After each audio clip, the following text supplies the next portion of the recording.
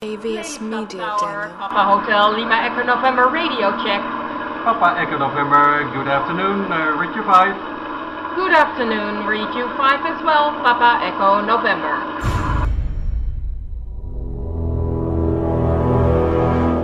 The X-Zone radio and TV show is largely an opinion talk show. All opinions, comments, or statements of fact expressed by Rob McConnell's guests are strictly their own and are not to be construed as those of the X-Zone radio and TV show or in any manner endorsed by Rob McConnell, Relmar McConnell Media Company, Talkstar Radio Network, its affiliated stations, or employees.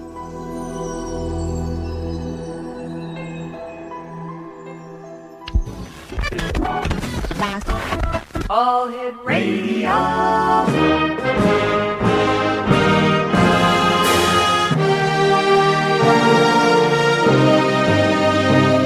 Welcome to the X Zone, a place where fact is fiction and fiction is reality. Now, here's your host, Rob McConnell.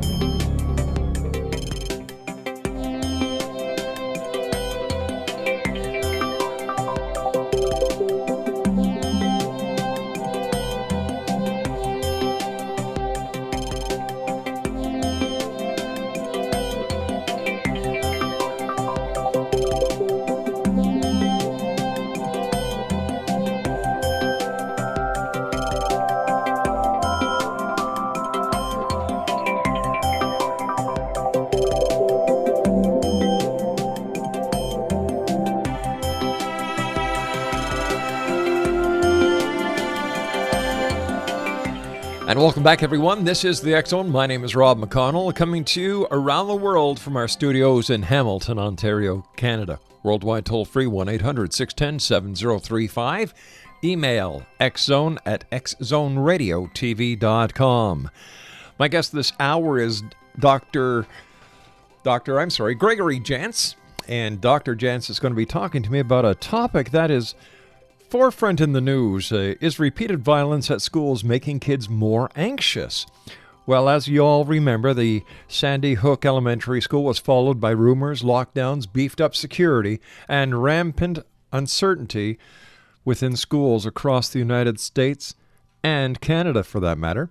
Today, Alabama police are trying to free a child kidnapped from a school bus by a gunman. They were able to free the child, but unfortunately, the person who had kidnapped the child and killed the bus driver was taken out or taken down or put out of his misery by law enforcement officials during the rescue. The child is safe and sound in a hospital right now. And this is a quote from Dr. Jantz. It can afford even the most mentally and emotionally healthy students. And, of course, Dr. Jantz is a psychologist and the author of When Your Teenager Becomes the Stranger in Your House. His website is www.aplaceofhope.com. And Dr. Jantz, first of all, welcome to the X Zone. And why are we seeing more and more violence? And how does this affect the children who are not only part of the violence in the school, but who see it on television and read about it in the newspapers? You know, it's a great question. What we're seeing is high anxiety among kids. Mm-hmm. And, there's younger kids exhibit this in certain ways, older kids in different ways. But this is so important we're talking about this because it's very real right now for many, many kids. That's right. Is this something new that we're seeing with children, the anxiety, or has it been caused by other factors in the past that aren't that media-worthy? Well, one of the things that's happened is we're seeing more and more shootings and mass shootings, mm-hmm. And what we're finding is it's almost as though we're treating this, as tragic to say, but as though this is a normal part of our society. There's a part of this that's almost been normalized. Well, I'm telling you, as a former police officer myself, I find that alarming. Mind you, I see what's going on in the world today, and from when I was a policeman 20 years ago to the way things are going today, it's two different worlds. It is two different worlds. And one of the things that's happening is we've got about 10% of our teenagers that really fall into a category of what we'll call clinical depression. Mm-hmm. And we know that there's a lot of reasons for this, but this is also creating a very desperate group of teenagers, and we're going to see some things happen as we are, and we'll talk more about that. But this depression and addiction among our teens continues to grow. Dr. Jantz, please stand by. You and I have to take a 2-minute commercial break. X-Zone Nation, the question we're asking our guest this hour, Dr. Gregory Jantz, is the repeated violence at schools making kids more anxious? Question today, we're watching the television, the CNN breaking news of the events where this child of 5 years old was kidnapped off a bus. The bus driver tried to save the child. The bus driver was killed, buried. It took all this time for authorities to make a move. The FBI hostage team decided that the escalation had reached a level where the child's life was in danger, more than it was already, and the FBI took the appropriate action. 1-800-610-7035, worldwide toll-free. My name is Rob McConnell. Dr. Gregory Jantz is our special guest, and his website is aplaceofhope.com. Don't go away.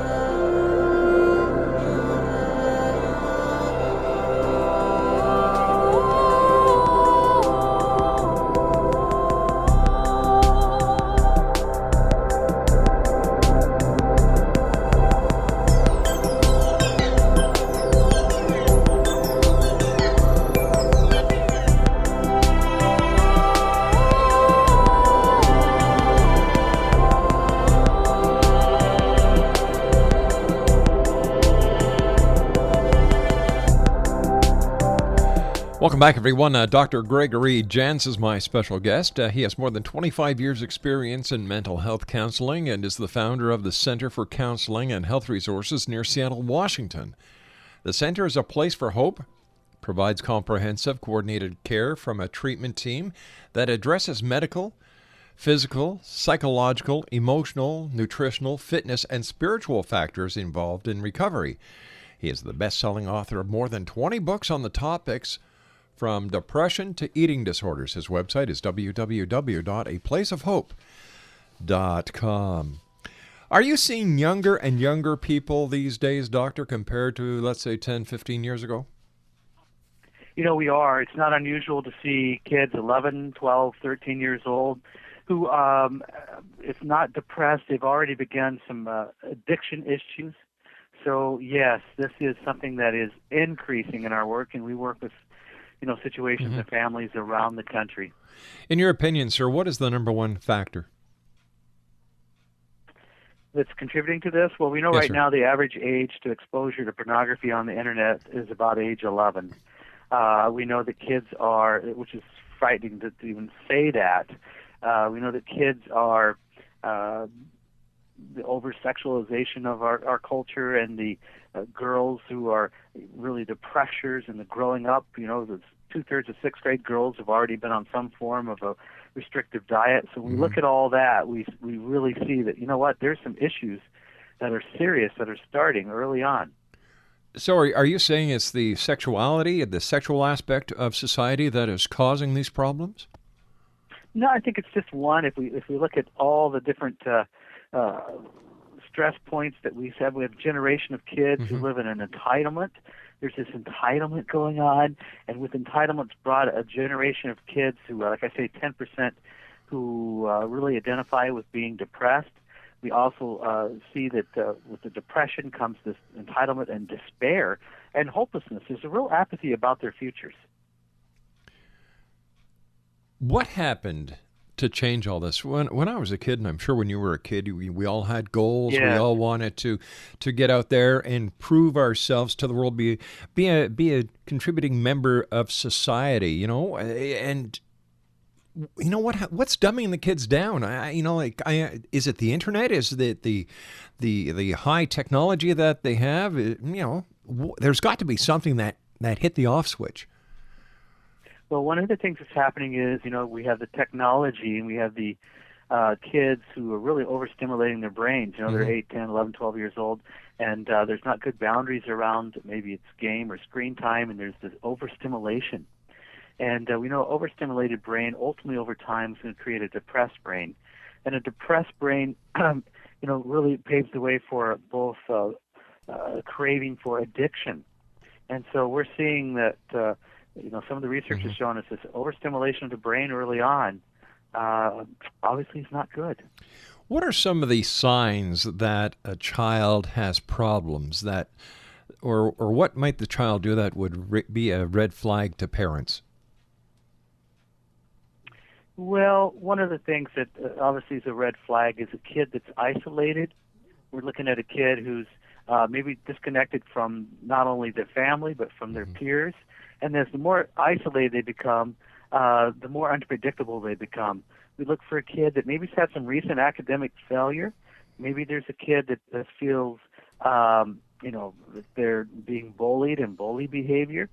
The number one predictor that we're finding of future potential violence with our kids is a sense that they've been persecuted, a sense that they in some way have been wronged. Many of these situations we've been dealing with and the shootings and teens, you see a teenager that feels that they've been persecuted. When I was at school, and I'm sure when you were at school as well, there were always those bullies.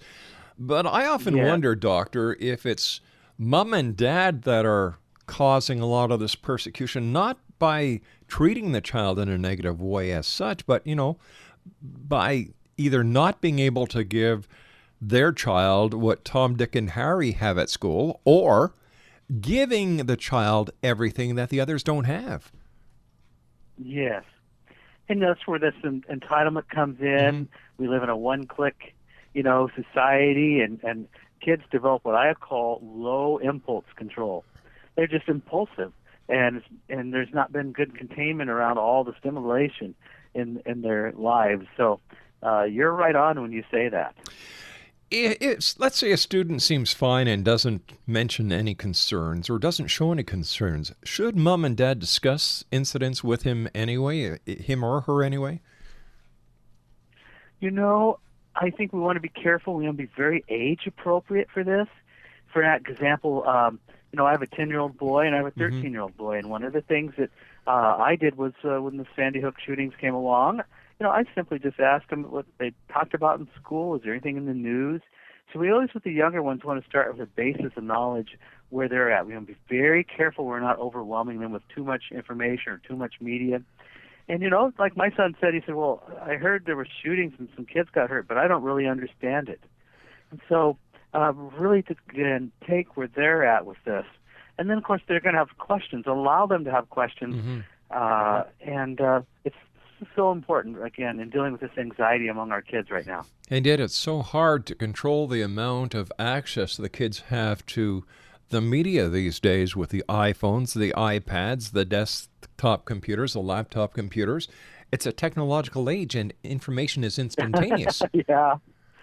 And you know what? They always, there's always a next new app that comes along, and they know it before we do. Are our children getting too old too fast? I think they're growing up too fast, and the whole idea of kids and play, and I'm concerned about just even the lack of physical activity that we're seeing. So yes. It's certainly showing on the size of the kids these days. Isn't it, though? Oh, even the households are changing. Mom and dad don't sit down anymore and have dinner with the kids, and when they do go out to the restaurant, everybody's got their iPad out, they're texting their friends, so... Yeah. Should society take a look at what is happening with all the technological innovations and say, hey, listen, there's a major problem here, and if we don't stop it now, or if we don't address the problem now, 5 years, 10 years down the road, we're going to have mega problems. I think it's so important that we look at that, and I'm so glad that you've mentioned that, because we need to be talking about this now. Sure. We need to be able to address this with our kids and keep these open discussion. What are some of the signs, doctor, that a child has problems and the child should be brought to a mental health practitioner? Well, I mentioned isolation earlier, academic failure, a younger kid that has physical complaints that don't seem to go away, a headache, a stomach ache. They can't sleep. Sleep always is an important one to look at. There's the kids that may be struggling as well with nightmares. And so these are things that we've just got to be looking at. Absolutely. Seems I wouldn't want to be a kid these days. Well, I think there is more challenges, yes. The biggest challenge back when I was a youth was who we were going to take to the Friday night dance. Yep. And I talked to parents about the cell phone phenomenon, and there are kids out there at 7, 8 years of age who have cell phones. And I said, does your child really need a cell phone? Well, I need to be in contact with him. Why? Right. You see, if I had my way, I would put a damping unit throughout all the schools that there wouldn't be Wi-Fi accessibility or outside accessibility using the electronic gadgets. Yeah. And here's what's happening. That's part of that overstimulation of the brain, because really a cell phone is really a smartphone, which is really a computer. Yep. And without what we're giving a child. Will it help reassure children if we become more protective of them, or how do we gauge the amount of protection that a child should get in today's society? Well, this one's difficult. I don't like overexposure to media. I don't personally, and I'm just giving my Dr. Jantz I don't like list. I'll go with that. I don't like the first-person shooter games. Oh, neither do I. And what we're allowing, I think we need to step back. I've had to evaluate what we're allowing in our home and the images, and we've had some discussions around this, and we keep it an open topic. It's so important we continue to talk about these things. And by the way, when tragedy and shootings occur, kids will experience no matter the age, this is on some level because it's gone in their mind. I think it's important that we just are aware. The younger kids are going to internalize more, and maybe the words that the older kids are using and acting out. Let's be really aware of that.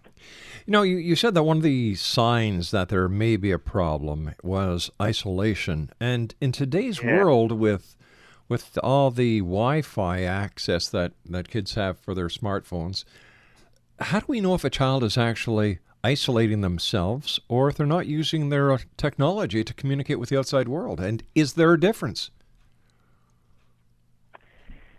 One of the things that's happening is, I'm going to say with this overstimulation, things get really cloudy for our kids. And, I'm concerned with them not making good decisions and being impulsive. So sometimes I think kids get mislabeled as attention deficit issues when it's really something else going on. Dr. Jantz, please stand by. You and I have to take our news break at the bottom of the hour. Exo Nation, my special guest this hour is Dr. Greggory Jantz. His website is www.aplaceofhope.com. And Dr. Jantz is the author of a new book that's out called When Your Teenager Becomes the Stranger in Your House. Once again, his website, www.aplaceofhope.com. My name is Rob McConnell, and this is The X Zone, a place where people dare to believe and dare to be heard. And the good doctor and I will return on the other side of this commercial break with the news right here in the X Zone on the Talkstar Radio Network, X Zone Broadcast Network, UK High Definition Radio, Euro High Definition Radio, Star Cable, and our worldwide family of broadcast affiliates. Don't go away.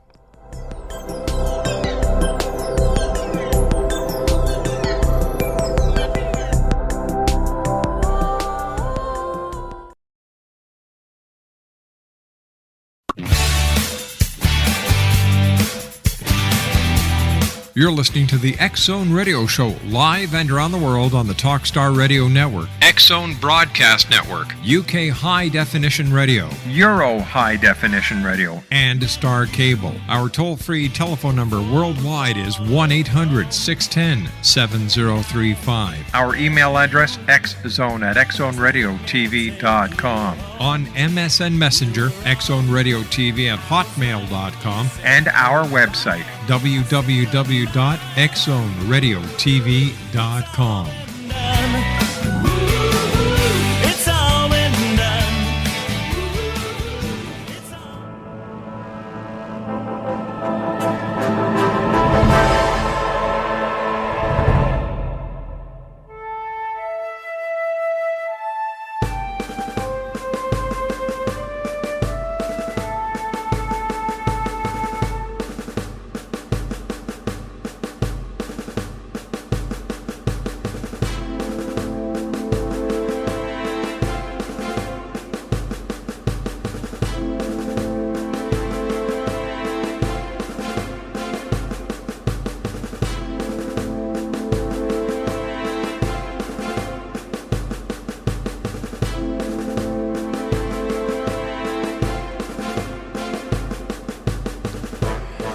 Welcome back, everyone. Dr. Gregory Jantz is my special guest. He's the author of When Your Teenager Becomes the Stranger in Your House, www.aplaceofhope.com.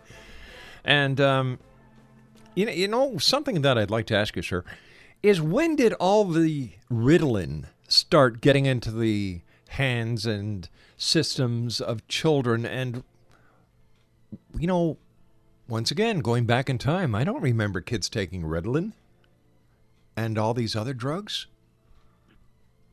You know, it's a concern. I think right now one of the things that we're seeing as we work with these situations is too often we're probably quick to give a pill in hopes that that's going to solve everything.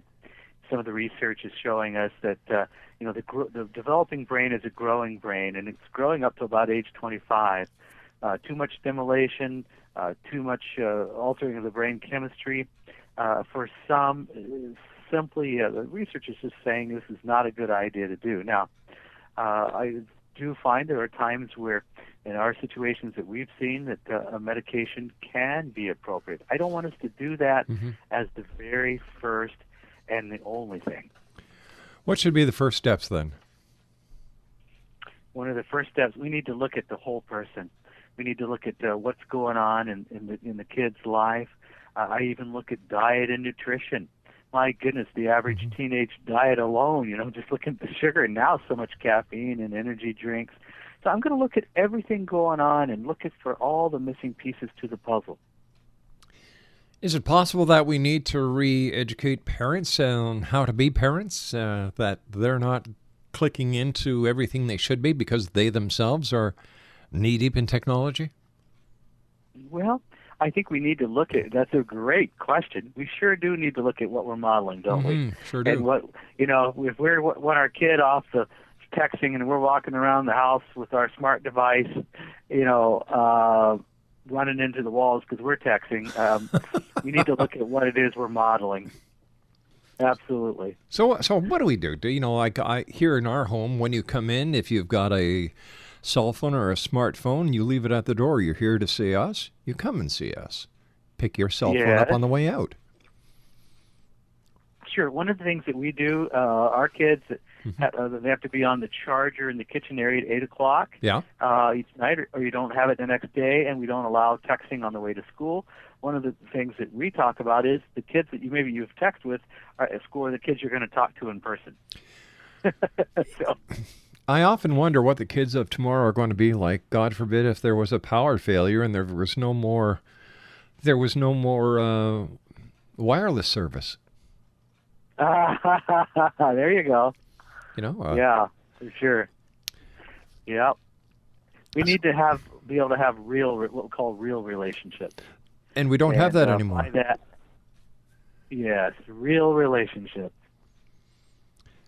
It's funny because even on holidays, the family unit isn't the way it used to be. It's not a matter of going to see the family and spending time with the family. It's let's see what I can get for Christmas or my birthday, and, you know, thanks very much. In fact, don't give me any money. Don't give me a gift. Just give me a card to Best Buy. that's tragic. I hear what you're saying. Yeah. Do you think that there's a problem, or that a possible part of the problem is within the school structure itself, and that there isn't I'm watching how I phrase this. There isn't the attention to the social skills as much as there should be. In fact, I had a lady on the show a couple of weeks ago who wrote a book about etiquette when using your smartphone. Yes.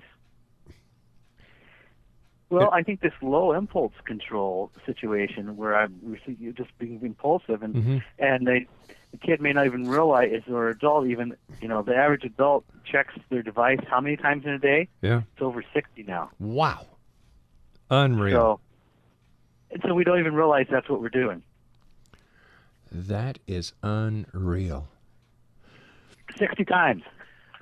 Yeah. That's just the average. Do you recommend parents go out and get their children these smartphones? Do parents, is it for the child or is it for the parent that the line of communication must be maintained? And is it possible, sir, that the smartphone is an extension of the umbilical cord to the parent? It could be. Well, we know that we don't give a kid anything without having appropriate boundaries around it, and what the rules are, and that you have the passwords to anything. We approach it. This is on loan, and you can earn it. It's something that is respected, and at any time we can check and see what's going on. There are not secrets. I applaud that. I really do, sir.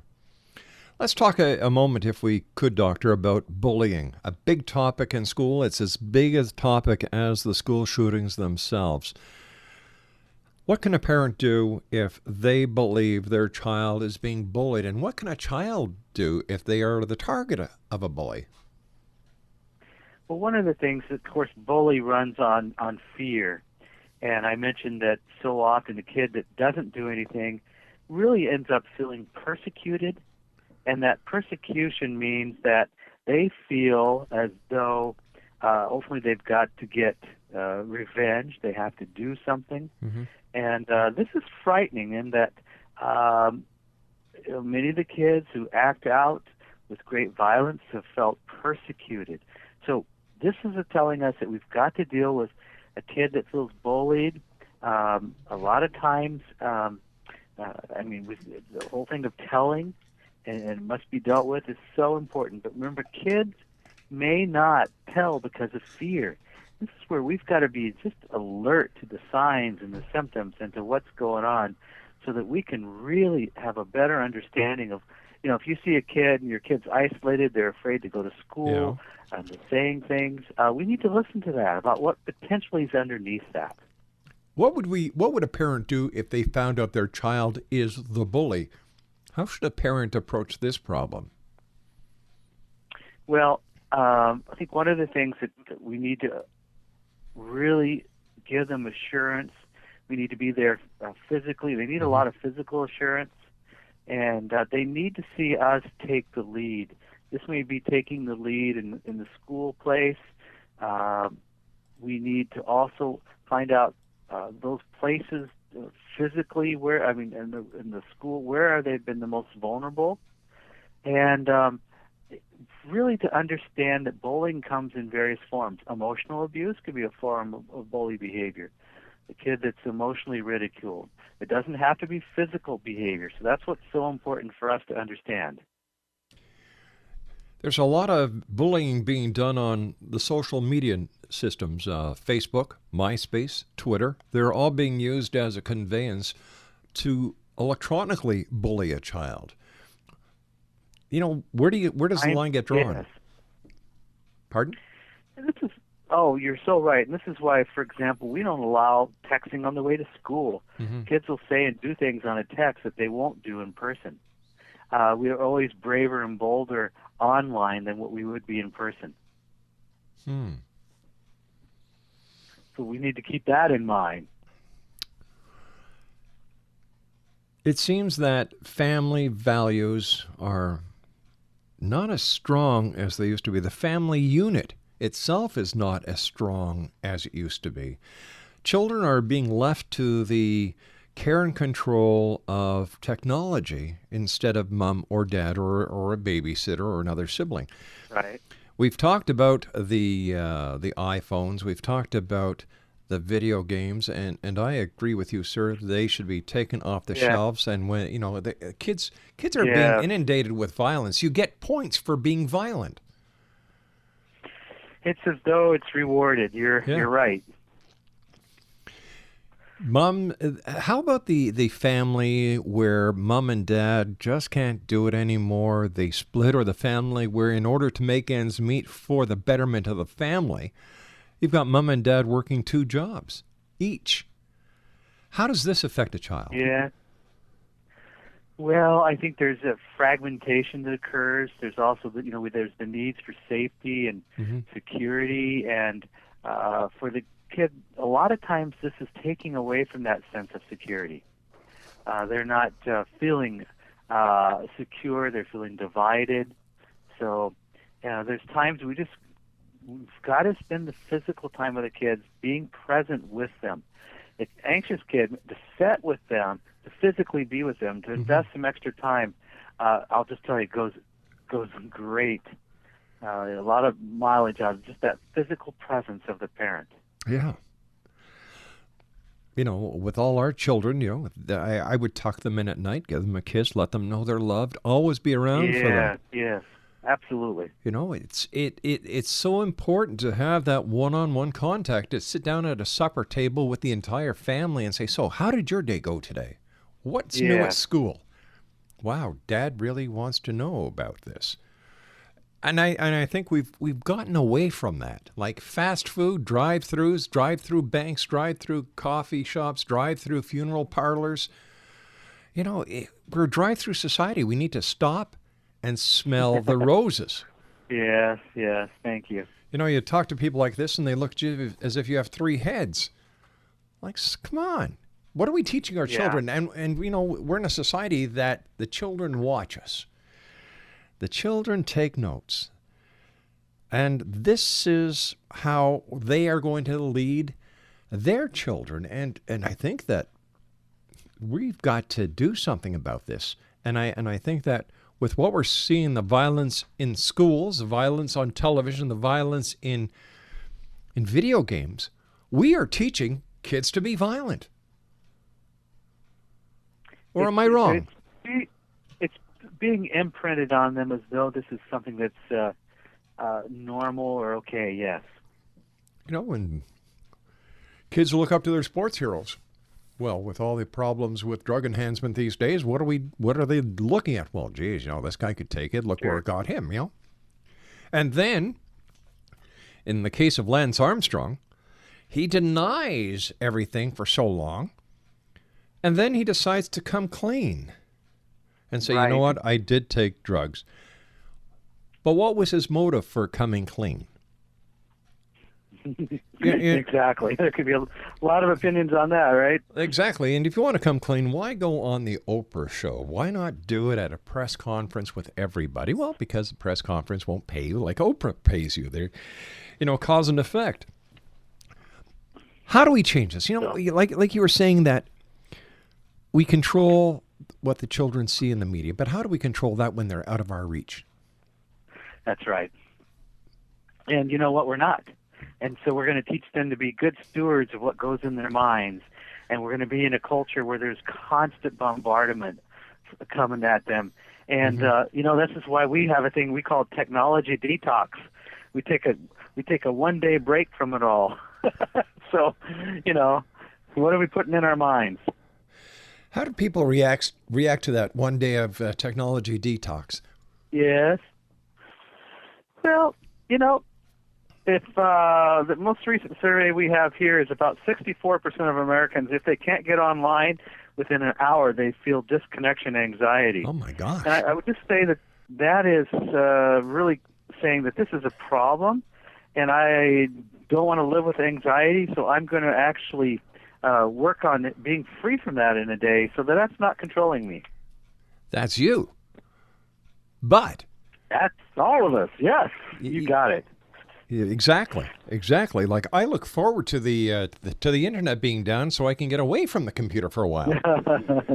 Yep. Oh, we had a major power failure up here in Ontario 6-7 years ago that the entire grid was down, and we had no power for 4 days. I loved it. Oh, I loved it. You know, you were able to talk. There was no TV.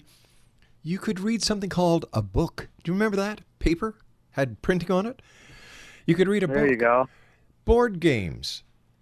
Laughing. And I was sad to see the power come back on. Yes.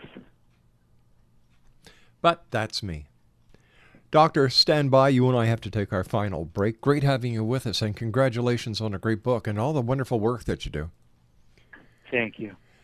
Exonation, Dr. Gregg Jantz is our guest. The website is very simple, and it's one that you should go to, www.aplaceofhope.com. That's www.aplaceofhope.com. 1-800-610-7035, worldwide toll-free. Email at xzoneradiotv.com. And I'm always looking forward to your emails. You can always send an email to xzone@xzoneradiotv.com. Once again, X Zone Nation, Dr. Jantz's book is entitled When Your Teenager Becomes the Stranger in Your House. Once again, www.aplaceofhope.com. And Dr. Jantz and I will be back on the other side of this commercial break. Don't go away.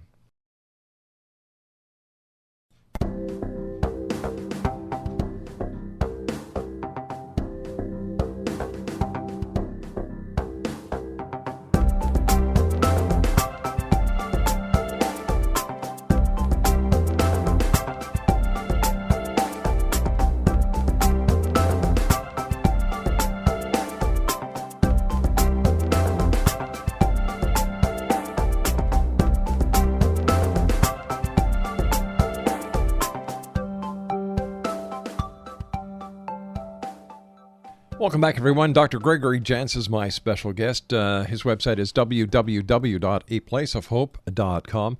And we've been talking to Dr. Jantz about his new book entitled When Your Teenager Becomes the Stranger in Your House. Once again, his website is www.aplaceofhope.com.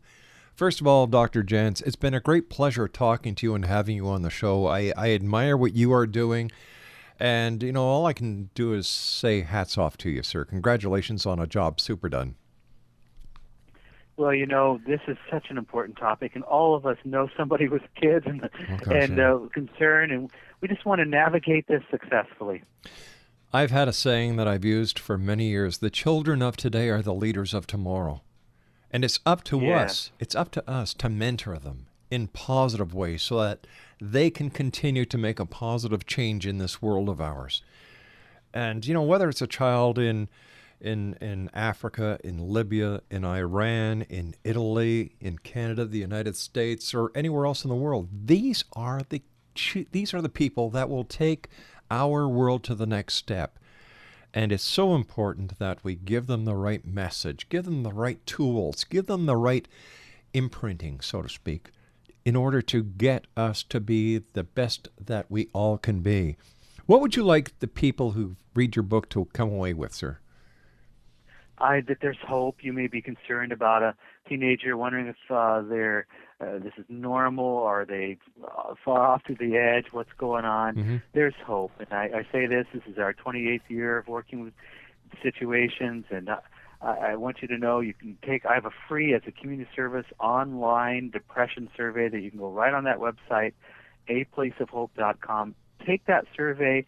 It's going to give you a lot of good information as a place to start. But take some action today. There is hope. One final question for you, Doctor. With all the controversy about having armed police officers or armed security personnel in the schools because of Sandy Hook Elementary and other schools, how will this affect a child? Do you see any pro or con to having an armed person within the school? Generally speaking, what happens is it creates a greater sense of anxiety. Really? because it says to the child, there's something wrong here or something could happen here. There's tentative danger. There's a potential danger, yes. Wow. Doctor, once again, it's been great having you with us. Let our listeners know where they can get a copy of your book. I'm sure many people would say, all right, Rob, let him tell us where we can buy his book. Well, you can go to aplaceofhope.com. It's probably the fastest and easiest way. And don't forget to take the online survey as well. And take the survey. Dr. Greggory Jantz, thank you very much for joining us, sir. A great pleasure, and continue the great work. Thank you. Bye-bye, sir. Exonation, Dr. Greggory Jantz has been my guest this hour. His new book, When Your Teenager Becomes the Stranger in Your House, it's available on his website at www.aplaceofhope.com. That's www.aplaceofhope.com. I'll be back on the other side of this commercial break with the news at 6.5 minutes past the hour as the X Zone Radio TV show continues from our studios in Hamilton, Ontario, Canada. Exonation, if you'd like to get copies of the X Chronicles newspaper, our DVDs with all the music that we use here that we create ourselves here at the X Zone, or if you'd like to get any of the books that we publish, all you have to do is go to www.amazon.com and in the search engine put REL-MAR, Relmar. It's that simple. I'll be back on the other side of this break. Don't go away.